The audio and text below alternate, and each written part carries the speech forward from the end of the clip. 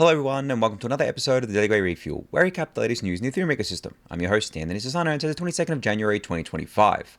Alright everyone, let's get into it. So, a lot of drama over the last 48 hours since the last refuel. For some reason, it's basically all on Twitter, of course, and Twitter is just like a hub of drama. But I did want to talk about a little bit of it, not the drama aspect of it, but more so the developments with regards to the Ethereum Foundation, which is what a lot of the drama is centered around. Now, Danny Ryan, the person that everyone wants to replace Aya as the executive director at the Ethereum Foundation, actually spoke up today on Twitter, giving his version of events here. So he basically tweeted out, saying, just to fill you in, I left the EF last year due to health issues and in an attempt to clear my head after working my ass off exclusively at the EF and on Ethereum for 7 years. And for those of you who don't know, Danny Ryan was actually already part of the leadership team at the EF. He wasn't the executive director, of course, but he was part of the leadership team already. And I think a lot of people don't actually know that.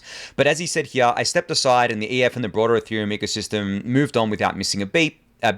New leaders stepped up and the machine kept running. And he said he got the much needed time to reflect without being so close to the gears of the machine. And in his reflections, he got excited about the EF potentially entering a new era, not a full departure from the prior strategy and philosophy, but an evolution to meet the world as it is today and as it has greatly changed over the past decade.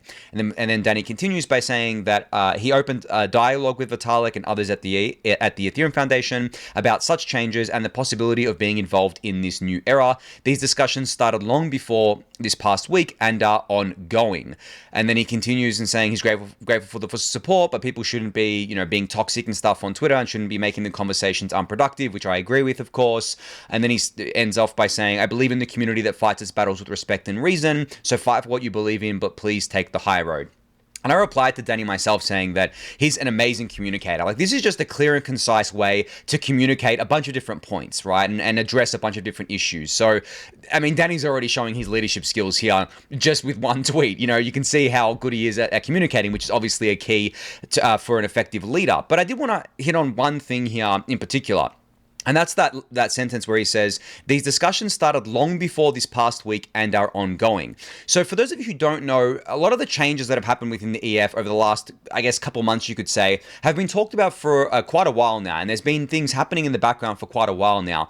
But what typically happens is that the EF is a big organization. As far as I know, there's over 200 people that are part of the Ethereum Foundation, and they have connections to a lot of people within the Ethereum ecosystem, naturally, right? And there are people that have come and gone from the EF over time, and there are people that could be considered maybe disgruntled employees, or people that have fallen out of love with Ethereum, or people that look at something and they feel like they've been hard done by. There's all types of people within the Ethereum ecosystem that have connections to the Ethereum Foundation and vice versa.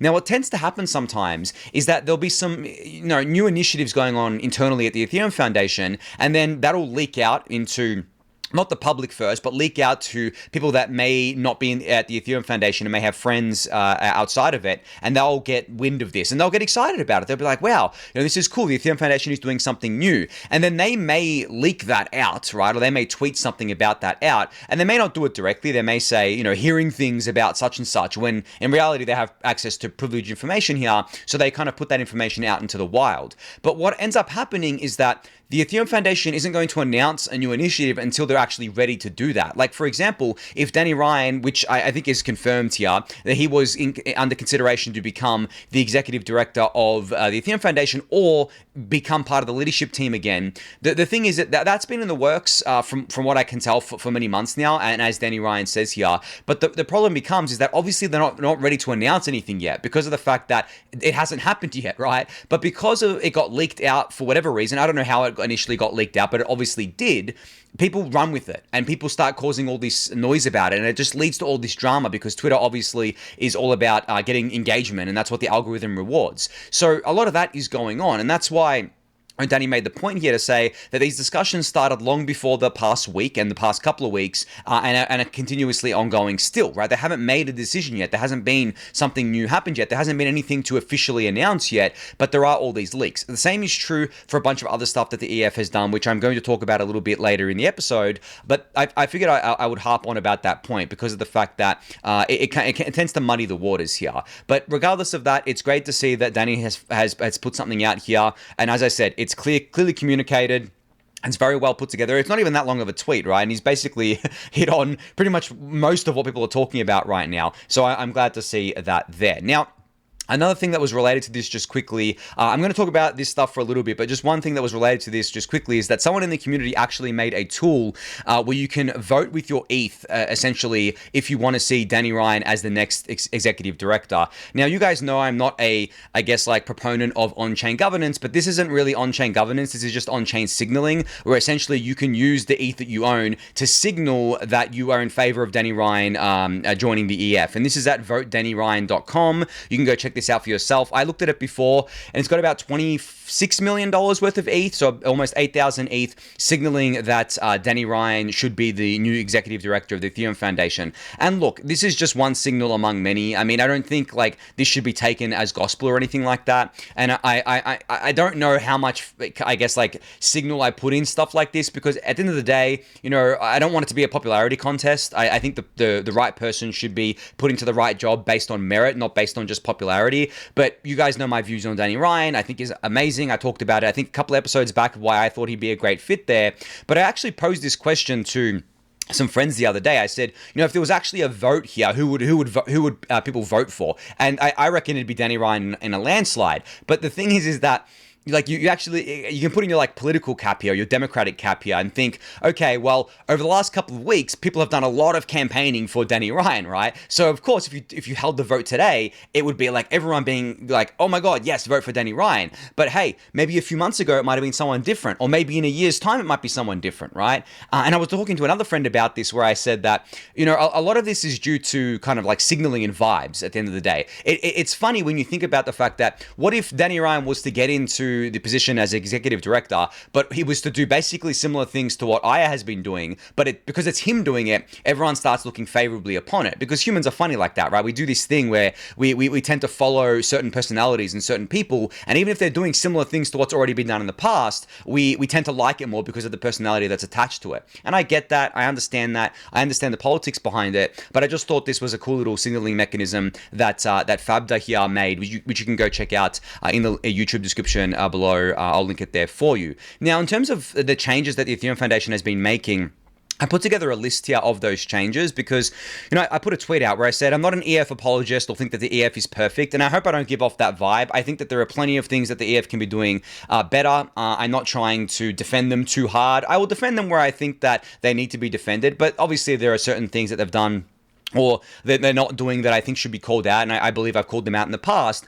But over the last few weeks, they've done a bunch of different things, and a lot of these things were already in the works for quite a while now. As I said, these things can be in the works for a while, not ready to be announced yet, but then they get leaked out, and everyone starts a fuss about it, and then the Ethereum Foundation does the thing, and then everyone's like, oh, look, the Ethereum Foundation only did this because crypto Twitter said that they should do it, and that becomes like a whole mess from there. But anyway, the list of things includes things like reviving the Ethereum account on Twitter. I've said it before, say it again. It's nowhere near good enough yet. Like it's definitely not, but I believe it will get better over time. I have put my name forward as someone that could potentially be part of the team that runs the account, or just be someone who like reviews tweets and gives feedback to tweets and says, hey, I think this tweet would be better than that one, or I think this should be phrased this way. And I've offered it up for free. I don't want to make money from that. I don't really care to. I know the Twitter game. I know how to tweet. I'm pretty good at it, and I don't need to be paid to do this. I actually just want to see the Ethereum account used more and used properly because I love Ethereum and I just want to see it win. So yeah, I put my name forward for that. We'll see what happens there. But regardless of my involvement or not, I do believe that account's going to get better over time. The Ethereum Foundation also moved 50,000 ETH into a new wallet to do stuff with DeFi. And that's what Xiaowei Wang here actually announced on Twitter. And she's part of the leadership team now. She announced this, I think, a couple of weeks ago or something, that she's now part of the leadership team. Now, I do want to say that 50,000 ETH is not a small amount for the Ethereum Foundation. They have, I think, like 310,000 ETH total. So 50,000 ETH of 310,000, that's a huge percentage of their treasury that they just moved into a new address where they're going to be doing things within DeFi. It's probably just on mainnet for now, on layer 1. Obviously, they can afford the gas fees, right? So on there. But they started off by doing a test transaction with Aave. And they're going to be using Gnosis Safe, which they said here is proven safe and has a great user experience, and they'll transfer more of their funds there over time. So it's really great to see that. It's really great to see that they're putting those funds to use on-chain, dog fooding their own kind of product here. So great to see that there. Then they've also been thinking about ways to solo stake their ETH. Vitalik tweeted out saying that he wants to figure out a way that the Ethereum Foundation can stake their ETH, probably not with any of the existing providers, probably just going to solo stake it, which in my opinion is probably the best way to do it. They already have an internal ops team that runs nodes, so they can just do this. I don't think it's that much of a lift for them to do this, so I'm glad to see them thinking about this. They made leadership changes that should bring refreshed perspectives. Xiaowei Wang was one of them. There was a couple of others, I believe, that were put on the leadership team here, and you can see that Xiaowei is already participating in this, already bringing a refreshed perspective here and doing different things with the DeFi wallet here. So there's that going on. The EF people have generally become more vocal on Twitter, which is great. We want to kill this narrative that the Ethereum Foundation people just live in an ivory tower. I don't think they do. I think what happens is that they want to focus on their work, right? And obviously they're like, well, I can focus on my work. The community will spotlight my work for me. I don't have to be very active on Twitter. Maybe that's their thought process. I don't know if it is or isn't, but seems kind of logical to me. But the thing is that they still need to be active themselves, because it's better at coming from them directly and people seeing that than it coming from me or Bankless or the Block, for example, or Blockworks or whoever it is. It's better it comes from, I think, them directly, and better for them to be active in the, I guess, town square that is Twitter, than letting the community do everything. So I'm glad to see that. And the lines of communication between EF teams and external Ethereum teams has been improving. Rudolph, who I've talked about before, he's working on a bunch of different stuff within the Ethereum ecosystem, works at the EF, is leading a new team that is going to be interfacing between the L2 teams and the Ethereum Foundation, so that they can work more closely on informing priorities around Ethereum L1 roadmap items, for example, and things like interoperability, which I covered the other day, the interoperability call that they're trying to do. That they started doing, and they're trying to kind of get motion on. So there is a lot of efforts happening there, which is really great to see. And finally, Vitalik changed his profile picture to a milady. The milady community is very, I guess, in the trenches, you can say. They are everywhere on Twitter. A lot of people have miladies. I don't know much about it outside of that, but hey, it's a big community there, and it's a big community that I think feels seen by Vitalik, which is only a positive. And it, I guess, speaks to the fact that the Ethereum Foundation has heard, or people within the Ethereum Foundation have heard, that they want that people want them to be, I guess, more active on chain and do more stuff in the trenches, which is great to see. And then I ended this tweet by saying there's going to be more positive changes to come. I'm hopeful one of those includes Danny Ryan being involved somehow, but we shouldn't lose our heads here. Ethereum is much bigger than the EF, and it always has been, and we should work to uplift non-EF entities while also pushing for healthy changes at the EF when needed. We are all Ethereum. And that's the point I really wanted to end this little rant on. We're all Ethereum, guys. I said this the other day. You can do whatever you want within Ethereum. No one is stopping you. Ethereum is a permissionless and decentralized ecosystem. The Ethereum Foundation is one player among many. Yes, they're an important player, but you can become an important player too. There's nothing stopping you from doing that. Everyone started from basically nothing. For example, Uniswap, pretty much the most used app on Ethereum, whether it be at L1 and at the L2s, but especially at L1, that started from nothing, right? And it grew from nothing. It started all the way back in, I believe, the first iterations were in 2018, and then it grew into what it is today. And there's so many examples of this. So don't let the fact that you may be starting from nothing dissuade you. Anyone can get involved here. And I know of multiple efforts across multiple different verticals within the Ethereum ecosystem of new things coming. There's just so much happening. It's crazy. I mentioned one the other day where I believe it might be launching today. I think revealing itself today, so I'll cover it on the next refuel. But there's other initiatives like the ETH is Money initiative. I believe that they're kind of expanding that initiative now, and I'm excited to share more about that when the time is right.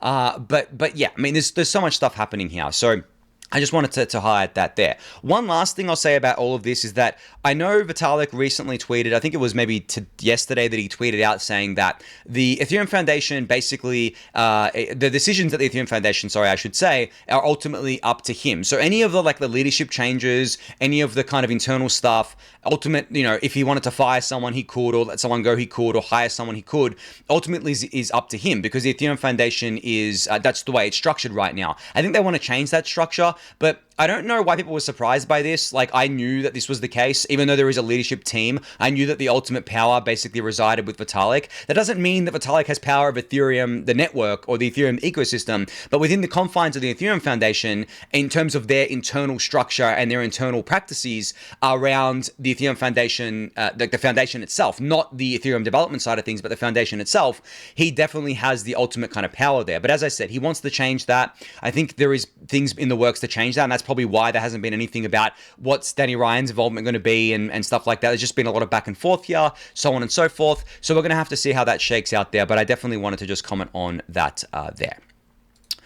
All right, speaking of companies being involved with Ethereum more broadly and Ethereum being greater than the Ethereum Foundation, Joseph Lubin actually replied to that tweet that I was just talking about, where he basically said that the same thing I was just saying, where Ethereum is so much more than the EF. He says there are multiple threads in process at the EF, but also the Ethereum Enterprise Alliance and ConsenSys that will reformat how Ethereum goes to market in the near term. And then Joe Lubin continues and says, and based on what I am seeing, there will be so many high-value initiatives that become public soonish that your heads will spin. Best to keep them on your shoulders and not to lose them before a surge begins.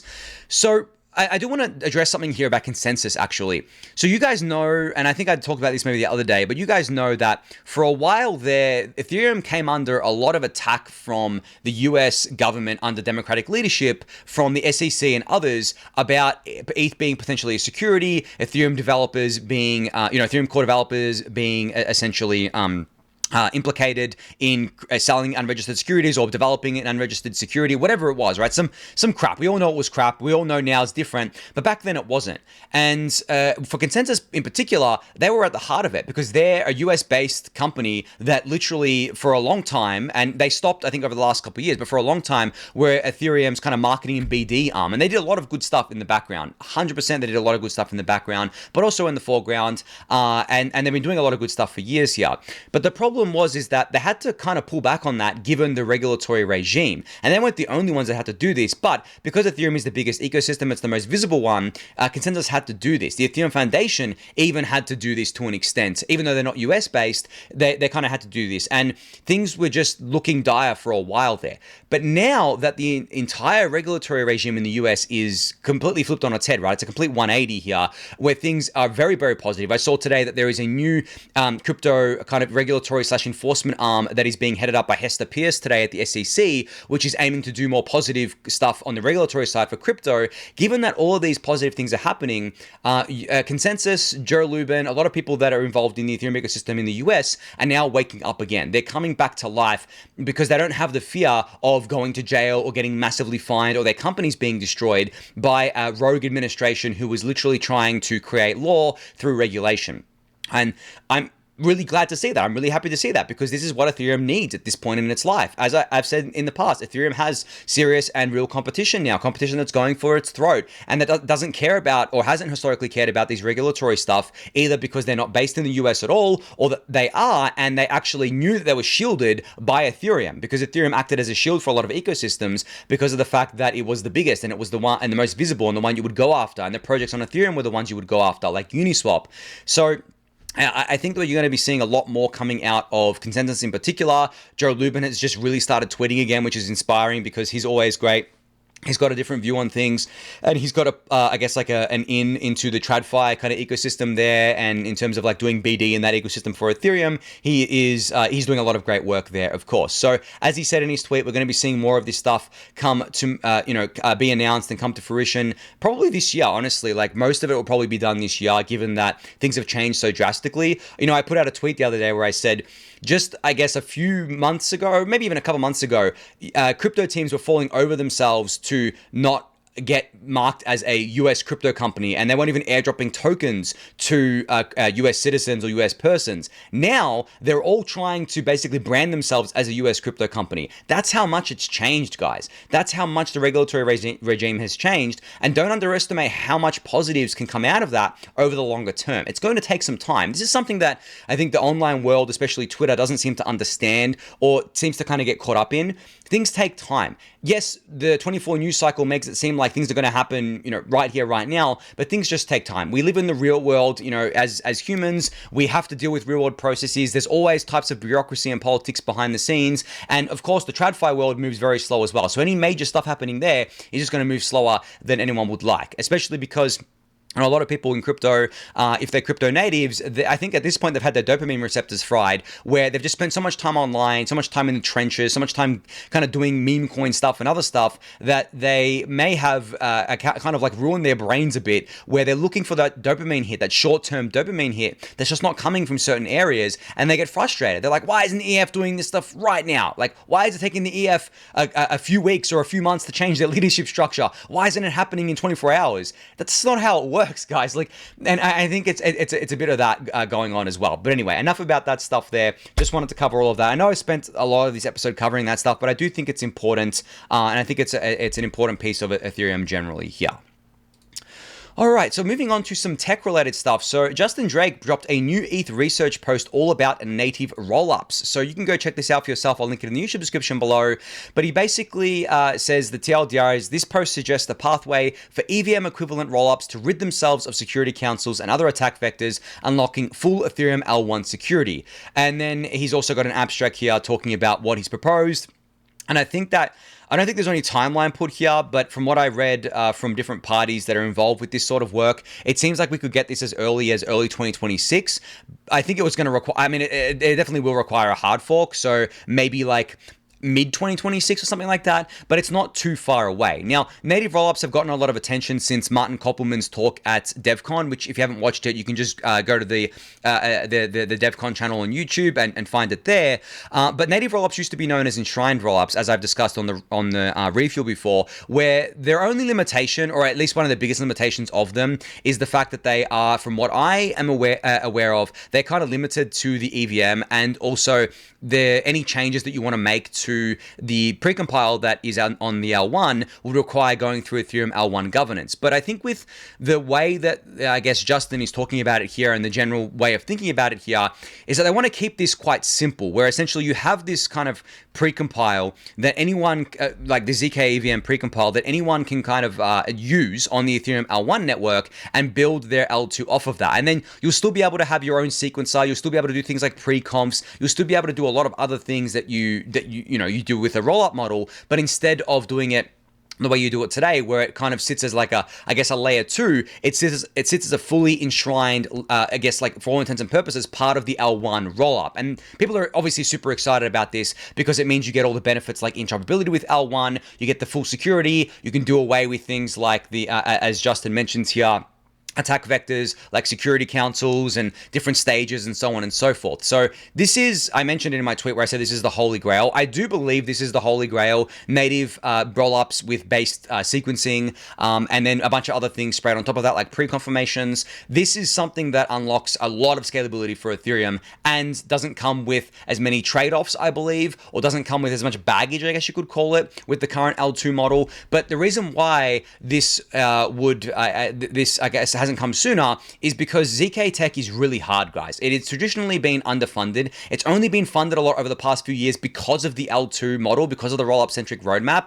And we're finally getting to a point where we're like, okay, well, we have a maturing ZK ecosystem on both the tech side, but also on the cost of proving side, which is a big blocker here because proving costs are still relatively high, but they're coming down in cost more and more over time. So once that gets cheap enough there, you can unlock that scalability and you get the better security here because the ZK systems are getting better all of the time. So timelines, as I said, kind of murky. I say mid-2026, who knows? Like, that's just my kind of estimate from what I'm seeing here. As I said, it does require a hard fork. It requires a bunch of coordination to get this done. But I think not everyone, but I think a lot of people in the Ethereum ecosystem are aligned on this being a thing, or at least wanting this to be a thing. And I think that even the existing L2s out there should be aligned with this. Like, imagine the existing L2s, the existing rollups becoming native rollups and just doing their own sequencing still. They're still going to be able to earn those fees that they're enjoying today. And they're going to have access to the Ethereum L1 security, like full security. They're going to have access to the liquidity. They're going to have access to better interoperability and so on and so forth. So yeah, I call it the holy grail. I don't say that lightly. I truly do believe that native rollups are the holy grail. I used to say base rollups rollups were.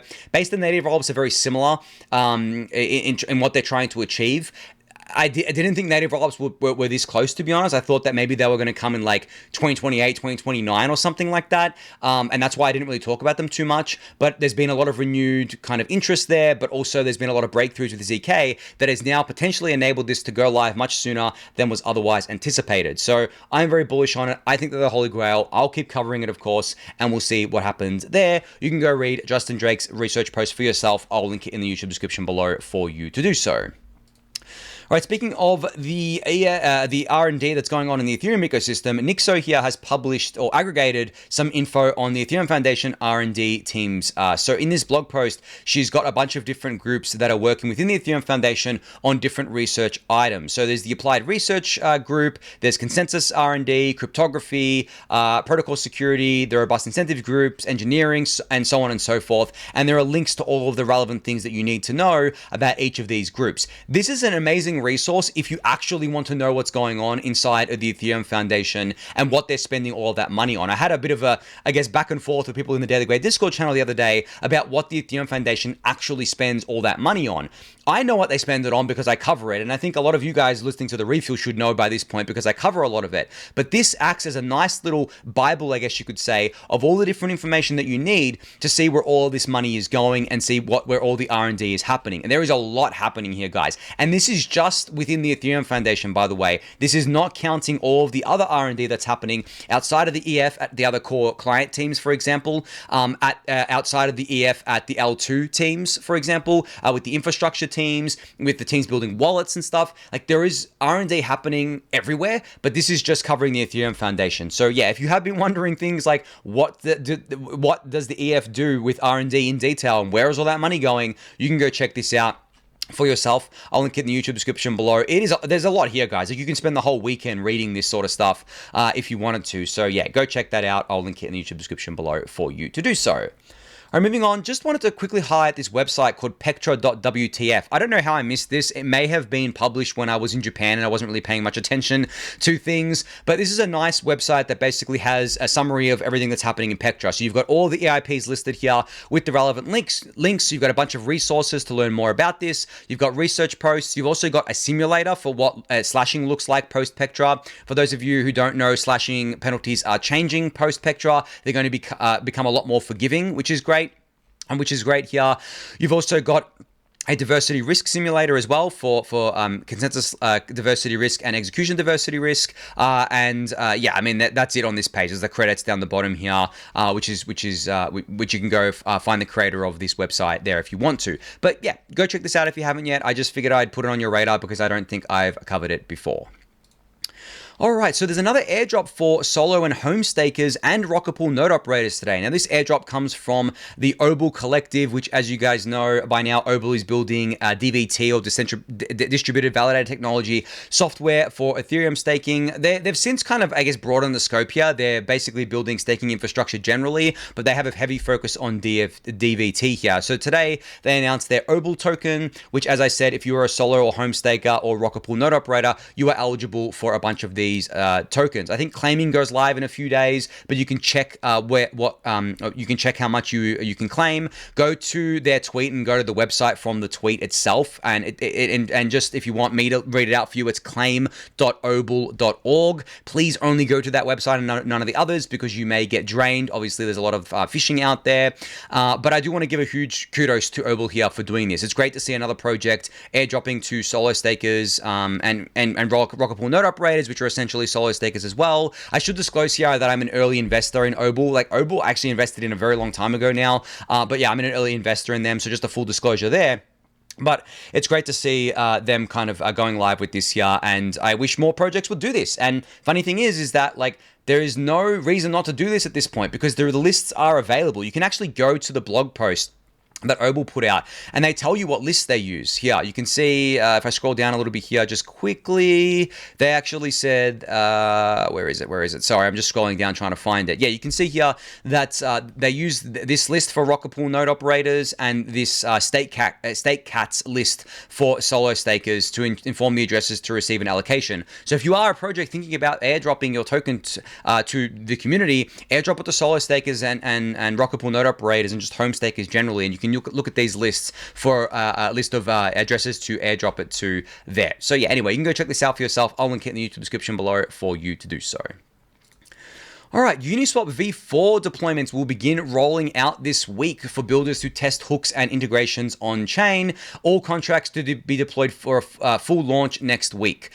Uni v4 has been a long time coming. I remember covering this, last year, the year before, potentially. I know that there was an EIP that needed to get in before Uniswap v4 could launch. It was a blocker there. That EIP is now in the network, and Uni v4 is finally going to go live, and it comes with a bunch of different features. The hooks feature is a major one here, but if you want to learn about Uni v4, I guess you can just Google it and see in detail about all the things that are coming there. But it's great to see just another major development in as I mentioned earlier, the biggest app that is on Ethereum right now. I don't think anything's bigger than Uniswap. It's still the major and most used app, especially according to something like the Ultrasound Money website, which measures obviously how much ETH is being burned, but like how much ETH is being burned per app as well. And Uniswap's obviously extremely trusted, extremely secure. As far as I know, the Uniswap contracts have never been hacked, and they are immutable on chain, which is great to see there. But they didn't, I think I don't know if they're deploying this to all of the chains that Uniswap is on. I would maybe assume that they are.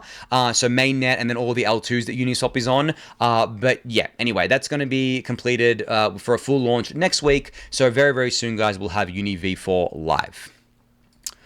All right, so last thing I wanted to talk about today was a bit of something that's close to my heart, because I got a lot of DMs about this over the past, I guess, few weeks, especially because of the fact that all these dramas going on. But I put a tweet out where I said, I've had 8 years of involvement with Ethereum so far, and there's been so many challenges along the way, but I've never once shied away from them. This time is not any different. I'm here to fight for Ethereum and ensure that Ethereum wins, and wins big. And this was in response to, I guess, like a few people on Twitter. You guys know, like Eric Connor, Anti-Pro-Synthesis, removing the .eth from their name as a form of protest over, I guess, recent drama, you could call it. I don't know what that's going to achieve, but hey, people are allowed to do what they want to do, and they can voice their opinions the way they want to voice them.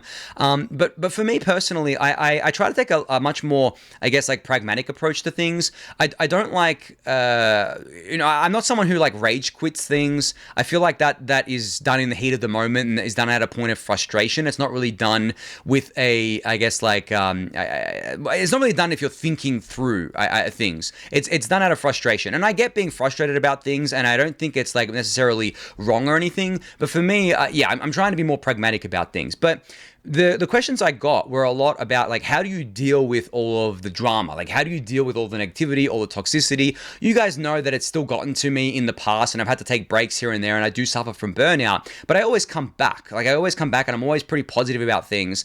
And honestly, like, I don't want to spend too long on this because it goes into, like, pretty deep in my personal life. But if I had to trace it back to, I guess, like, one point in my life of where it really strengthened me as a person was probably 10 years ago at this point. It's probably more than 10 years ago, where I was watching my dad go through a really tough time. This is more than 10 years ago now. I used to work with my dad. I was watching him go through a really, really tough time. But And it got tougher over time, right? I watched the whole thing because I was working with him. I got a front row seat to this thing that was happening, and it was out of my hands. I couldn't help him at all with anything, but I got a front row seat to this, and I saw it get worse and worse over time, and the pressure kept mounting, the stress kept getting worse, anxiety kept getting worse, and I felt it because, like, he wouldn't necessarily talk to me about it because he didn't want to burden me with it, but I felt it because I was working with him, I was seeing it, and so on and so forth. But in all of that built up, like, stress and anxiety, and the worse things got, he never quit. He never faltered. He never said, oh, screw this. I'm just going to, leave. I'm just going to leave all these problems. I'm not going to deal with them. I'm not going to face them head on. And I thought at that time, it was very inspiring for me because I wasn't that young, but I don't think you actually fully mature as an adult until you're like 25. So I was like 20, 21 or something. And back then I was an idiot. But like, that was very kind of inspiring for me seeing that, and that kind of like taught me a really good lesson about perseverance and persevering through things even if they get really, really difficult and really, really hard, and not just leaving when the going gets tough, and not just rage quitting when something gets difficult. Because if you do that, you never achieve anything great, you never actually see anything through, and you never achieve anything long term. Because a lot of things, if you get into them, there's something that bad that will happen, almost guaranteed, within the short term, or something negative that will happen. And if you leave at the first sign of that, you won't even get to get over that hurdle and then see what the long term could have been like. And this applies to everything in life. It's not just crypto related. It applies to everything in life. It applies to relationships, whether they be romantic relationships or with friends and with family. It's the same thing. Like, yes, there are points where you need to like leave a situation or leave something because it's gone to the point where it's maybe unfixable, or leaving is the best option. But most of the time, from my experience, leaving and rage quitting, whatever you want to call it, is not the best option. The best option is sticking around, trying to make a change yourself, trying to fix things yourself, especially if you have the power to do so. Like, there are obviously a lot of things that we don't have power over, and if you don't have a direct power over it, and there's no way for you to get kind of power in a, I guess, like reasonable way to make change, then it's probably not the best use of your time to begin with, and it's probably not something that you should be focusing on. But if you can affect change on things, if you can do things, like I believe I can affect change within the Ethereum ecosystem, I believe that I can help the Ethereum ecosystem, well, I'm not just going to leave. I'm going to stick around. Whether it's, in the really good times or in the really bad times, it doesn't matter. There's never going to be always good times. That's like kind of one of the rules of life, right? So I kind of take that lesson that I learned really early on during what I believe to be my real formative years. Honestly, from like 18 to 25 was my really formative years. My teenage years were not that formative for me. It was really that 18 to 25 period. And then I got into Ethereum at around that age as well, which is a funny coincidence, but it's good timing. And then I've just tried to follow that principle on from there. And I think that I can attribute that to a lot of my success in this industry over time, but also just a lot of my, I guess, outlook on life of sticking with things. And, I had some people reply to this tweet saying that it's probably because you're rich that you feel that you're able to deal with these things. And it's probably because you have money and you've made money. First thing, I didn't make any money in crypto until 2021. I have been in crypto since 2013. I was with Ethereum during, I believe, its toughest years in 2018, 19, and most of 2020, I guess you could say. So I don't believe that, and I had no money, like I really didn't have any money then, guys. Like I honestly didn't cash out anything till 2021. So yeah, I don't think it was a money thing. But also on top of that, I can guarantee you, as someone who's been in this position for a while now, while money does help and acts as a cushion, it's not going to fix anything. It's not going to cure anything, because these things are human emotions. These things are greater than money, grander than money. Like, for example, even if I was like mega rich right now, even if I had like $1 billion, do you think that I could fix everything in Ethereum with $1 billion? No, it's not a money issue at all. There's plenty of money being put towards these things already. It's a coordination issue. It's a people issue. It's something that we have to work through as a community, and we are working through it. So I don't know. I really don't think it's a money thing. As I said, it does act as a cushion. I'm not going to sit here and say that having more money doesn't make life easier. For sure it does, obviously, but there's diminishing returns to it. It gets to a point where it's like, well, like it's not fixing all of your issues. It's not going to bring back, it's not going to bring back things. Like I sometimes use this example with people where I say, money's not going to bring back my dog that I lost last year, my grandmother that I lost, a couple of years ago, any people that I care about in my life. It's not going to bring them back, right? You have to work through that, like emotionally as a human. You can't just pay to bring that back, and you can pay to numb the pain. I guess people do that with drugs and alcohol and other kind of coping mechanisms, but that's not a fix, right? It's a coping mechanism. So if you actually want to fix things and make change and make positive influence on the world, it goes way beyond money, guys. Money helps, but it goes way beyond that, and it goes to all the things I just spoke about. And anyway, I think that's going to be it for today on that one. I don't want to drone on too long about that. I have obviously a lot more to say, but hey, I think that's it because I've gone over time here. So thank everyone for listening and watching. Be sure to subscribe to the channel if you haven't yet. Give it a thumbs up, subscribe to the newsletter, join the Discord channel, and I'll catch you all on Friday. Thanks, everyone.